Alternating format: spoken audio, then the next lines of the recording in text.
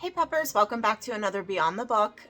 This is actually one that I had promised a while back. If you've watched any of our movie reviews, you would have noticed that we did one on Howl's Moving Castle, and I did mention that I really wanted to read the book and do a Beyond the Book for it. So here we are with Howl's Moving Castle.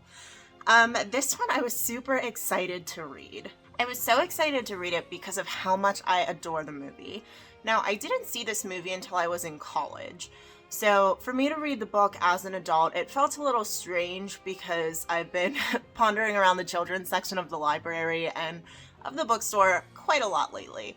However, I've really wanted to read it since I watched the movie and found out it was based on a book. So here we are. I bought the book by Diana Wynne Jones. And I've decided I really like her writing. For a children's author, this is a decent sized book. It took me, a few days to read through it because I actually read 5 books at a time, closing in on around 15 books a month. So for me to take a couple days to read it, it was pretty long. So I would say this is really meant for older children, preteens, things like that. And it does actually have a lot of dark themes, which I absolutely love in children's books. Mainly because I feel like we don't give kids a lot of credit when it comes to what they can handle, and I think the themes that are dark in this book is definitely something kids can handle. So now I'm actually going to start out first with the movie because it is what I experienced first. So for anyone who has not seen Howl's Moving Castle, if you want to watch the movie without spoilers, go ahead, put this video on your to-be watch list, and then come back to it once you've watched it, because it's honestly one of my favorites, and I love to talk about it with anyone. So this movie basically is about Sophie, who is our main protagonist, and she's cursed by the Witch of the Waste. Now, the witch comes into her hat shop and curses her to be an old woman. So for most of the movie, Sophie is actually about 90 years old. Everyone sees her as an old woman. She acts like an old woman. She sees herself as an old woman. And then we see her end up with Howl. So Howl is a wizard that everyone is afraid of. He's rumored to take girls' hearts. It's really, really interesting because he starts out the movie very dramatic. He looks like this. I don't know if you can see him in here. The little blonde man. So he starts out very pretentious, very cautious of his appearance, and there's a part where Sophie ends up in the castle as a cleaning lady, and she decides she's going to organize Howl's bathroom. So he goes up to take a bath and starts screaming. He freaks out, and his hair turns like an orange color, and then fades to black, and Howl is very upset by this. So he actually turns to green slime, and that's where we kind of see Sophie being like, wow, this guy is super childish, really, really dramatic. And then as the movie progresses on, we actually see their relationship start to grow into a very family-based relationship. So Howl's assistant, his apprentice, becomes very much in love with Sophie as a mother figure, a maternal figure. Everyone seems to really love her. Howl appreciates having her there. Calcifer, who's the fire demon, he also bends to Sophie, which is unusual for him because he doesn't bend to anyone but Howl. But Sophie has that ability over him to kind of get him to do what she wants him to do. So the movie is taking place during a war. If you've watched the review, you kind of hear us talk about the war a little bit. It's very, very vague all throughout the movie why there's a war going on. I believe it's in the beginning of the film we do hear a side character mention something about the missing prince from the neighboring kingdom, and that kingdom believes that a different kingdom stole the prince, and that's the cause for the war. After that, it's not really mentioned again until the very end. But we have characters like Howl, who is very, very anti-war. To the point he's destroying ships, and Sophie asks him, is that one of ours? And he's like, doesn't matter. So he destroys it so that no one on board gets hurt, but that they can't complete their mission to bomb anywhere. So we see Howl in a different light, where it's almost, he does things very childishly, but his brain still works as an adult. And we find out later it's because he doesn't have a heart. Doing a little bit of research on this movie, finding out more about Hayao Miyazaki, who is the director. He is pretty much one of my favorite artists and directors. I just love his work. Finding out how he grew up, he did grow up in the midst of war. His family was very involved in the war. They built airplanes and airplane parts.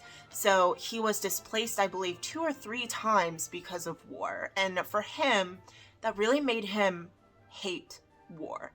And when this movie was coming out, it was actually in the midst of the war in Iraq. So this was kind of his way of being like, this is wrong, this war is silly, without actually coming out and saying it. It wasn't until very much later that he came out in different interviews saying how much he disagreed with war, and how much he was against the war in Iraq. So all throughout his films, we do see that attention to war, to fighting, to things that don't quite make sense, that don't really seem to have a place or an explanation. And I do think that's abstractly Hayao Miyazaki putting his personal opinions into these films without being preachy, which I can appreciate. I wish there was more information on the war in the movie. I don't think it's really all that necessary, but that does seem to be one of the biggest complaints about the movie. Now, to the meat. I did buy the book, and I read the entire book. I took notes on the entire book, and it is very different. The characters are different. The plot is kind of the same, but very different. Now, what I mean when I say kind of the same, it feels like they took a little chunk of the movie, and that's what this book is. So it could actually be, this is a trilogy, so we do see more of Sophie and Howl in 2 more books. So I don't know if those 2 books are meshed into the movie as well, or if it was just some creative artistic liberties. But in the book, Howl and Sophie do not get along at all until the very end. They are not friends. They fight all the time. Like, there is no camaraderie. The entire time, Sophie's expecting him to kick her out. So there's that. She also looks different. I don't know if I would like the Sophie in this book more than I like old Sophie in the movie. In the movie, she's the type of Nana that I want to be. Like, she holds her own. She talks about being old, but how it's okay. She can still do it. You know, she hikes up her sleeves. She gets down to the ground. Like, she is a very intense old Nana. In the book, she's much more frail. She talks a lot about her bones hurting and not being able to walk very far. And she's very skinny and frail. They talk about her skinny wrists all the time. She's like a very, very delicate English Nana, which makes sense because this is an English book. Diana Wynne Jones was an English woman, whereas the hardiness from the film could be culturally appropriated. So which is, I don't think is a bad thing. I love old Sophie in the movie. Like, she's my spirit animal. Now, in the book, we also see a lot of differences with other characters. So one of the, like, happiest things about the movie is the relationship with Turnip Head. So he always seems to show up. He always seems to kind of get them out of a jam. You can tell that he has a curse on him, but he's just trying to help out as best as he can. He isn't very threatening. Like, everyone is like, Turnip Head. In the book, they are terrified of Turnip Head. He chases Sophie down, and she is terrified of him. She hides behind people. She begs Howl to get rid of him. She begs Calcifer to get rid of him. So she does not want anything to do with Turnip Head in the book. She is often very afraid of him and runs away from him.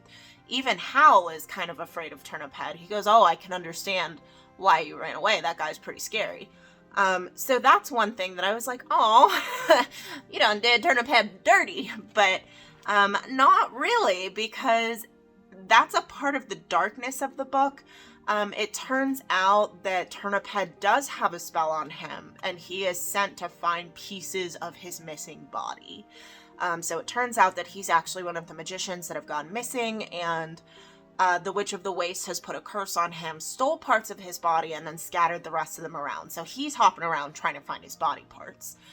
which is kind of dark, for sure. Now, that specific magician is actually the magician Solomon, which in the film is turned into an older woman who is wheelchair bound.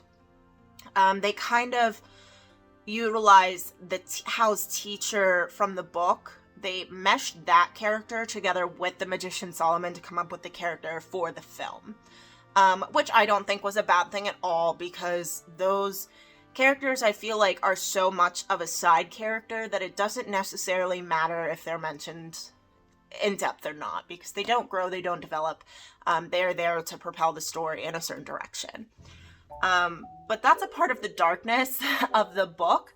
The Witch of the Waste actually turns Sophie into an old woman because she is magic and she makes hats, which the Witch of the Waste is magic and makes hats and sees her as a threat. So she turns Sophie old to displace her from the shop to get rid of her competition. It generally has nothing to do with Howl. Like, in the movie, she turns Sophie old and is basically like, send my regards to Howl, and that doesn't happen in the book. There's no prior engagement of Howl and Sophie. There's no cyclical meaning for Howl and Sophie like there is in the movie, where Sophie goes back in time, sees Howl catch Calcifer, and tells him to find her in the future. That doesn't really happen in here, which is a little disappointing, because that's one of, I think, my favorite parts, is that cyclical aspect of how Sophie and Howl get together in the first place. But the Witch of the Waste, she is a scary woman in this book. She is feared by everyone, and for good reason. Basically, again, spoilers, so if you want to read the book and you haven't, I would stop here now, toss this video in your to-be watched list, and then come back to it once you've done. If you don't care, or you've already read the book, get ready. The Witch of the Waste is absolutely terrifying. She basically kidnaps Justin, who's the missing prince, and she kidnaps the wizard Solomon, and she takes the best parts of their bodies and makes like a dummy, leaving it headless. And the main reason is the curse that she puts on Howl, because he's running from her the entire book, and he is trying to avoid completing the curse. But she is saving the head for the head of Howl. So she's trying to take the perfect parts of these three men and make like the perfect male magician. And it's really, really creepy. And we have Sophie kind of at the heart of this, that's almost propelling Howl to complete this curse. Not purposefully, but she'll get lost and then he runs, to save her or something, and a part of the curse is completed. And he's like, damn it, Sophie! So he's always calling her a neb-nose and making fun of her and doing things like that, saying that she's too nosy and she doesn't know her place, whereas in the movie, Howl is very accommodating to her. He's very much like, can I get you anything? Here, I made you this room. I bought you new clothes. All of these things, whereas in the book, he doesn't really do any of that. He's very, very selfish in the book, to the point where I don't know why she falls in love with him. One character that stays the same, almost, is Calcifer. And I'm so glad that he didn't change his character too terribly much. He did change the appearance, but I feel like for good reason. Calcifer is a fire. He's the fire demon, but he's like blue and purple and green. He has like big long eyebrows and a big long face and, big scary fangs and things like that. And there is a reminiscent part to that in the movie whenever they move the castle and he goes up in the big fire. However, he is much cuter in the movie than he is described in the book. But he's still very sassy. He's very much like, Howl's abusing me, save me, break this curse. His character stays very, very much the same throughout the entire movie. There isn't a part, however, where Sophie throws water on him like that happens in the movie. She doesn't really kill him. That actually happens because the Witch of the Waste is being controlled by a fire demon as well. So that fire demon actually kills the Witch of the Waste and shows up at Howl's castle and tries to kill Howl as well. So that demon pulls Calcifer out of the fire grate and squeezes him until Howl passes out. So Howl is down for the count. He's almost dead. Calcifer is almost dead because he can't be removed from that grate unless it's by Howl. So once Sophie defeats the fire demon that's almost killing Howl and Calcifer, she does put Howl's heart back and frees Calcifer, who does come back very much like the movie. But they are so different. The characters, I couldn't get over it. There's so much more information in this book about Sophie and her life before finding how she has two sisters, not just Letty. And her sisters are very different in the books than in the movie.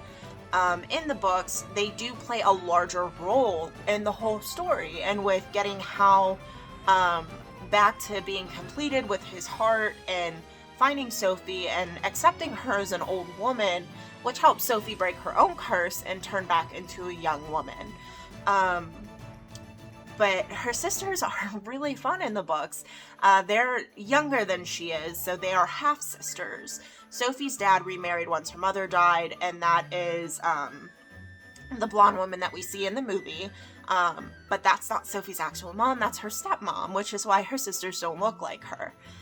It's also very interesting that in the book, Sophie understands that she's an attractive person, whereas in the movie, she's like, I'm plain, I'm boring.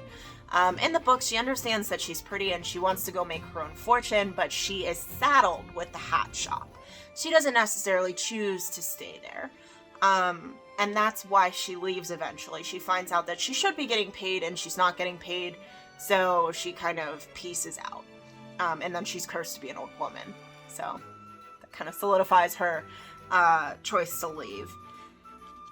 I would recommend this book for older children. So I would say definitely double digits, maybe preteen. There's some darker tones, again, some dismemberment, some body parts that are where they shouldn't be and are being collected, some really strange imagery. So if you have a kid that likes creepy things and they're a little bit younger, I would say go for it.